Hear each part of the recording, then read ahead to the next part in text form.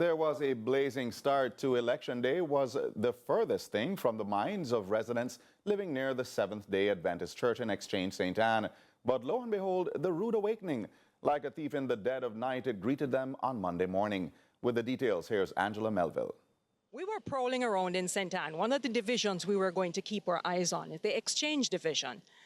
We knew it would be a hot one, normally a JLP stronghold, but we came up on a gathering that was hot for a different reason, only to find out it was set afire early Monday morning. It was while looking for somewhere to turn around to head back to Exchange All Age School that we came upon people in shock at what they were seeing in front of them. Earlier this morning, about 6:45 or 5:45 rather, I received a call from one of our elders here to explain that there was a fire and a number of our equipment had been damaged. Based on what we're seeing, we're suspecting a malicious intent. There's some amount of arson because fire was lit at a number of points in the building. We're still trying to assess what the damage is and how much we've lost and the estimated value. What has been damaged is somehow inconsequential to the God that we serve. So we're the churches, we're a faith-based organization. We trust God to carry us through what has happened.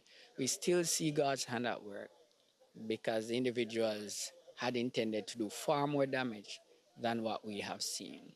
And so we're giving God all the glory and all the praise. And the fact is, you can't stop God's church because God's church is God's church. And so we trust Him to continue leading us even through this moment of, downsetting, if you want to call it that, this valley moment. For all the good that this church does for the community, this came as a surprise, especially to Deacon Donald Thomas, who has been there 12 years.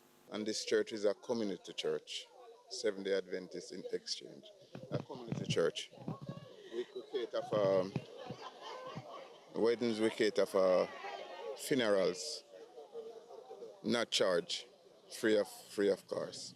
So anyone who have a death in the family, they're free to come and see the pastor and get it done with no charge. Severe damage, the rostrum have burned, the benches have burned, the drapes that in the church as decoration has burned. There's a compressor that they use to spray the benches, and the welding work that's done on the church, it have burned. It was only recently that the church had a service in honor of firemen and law enforcement.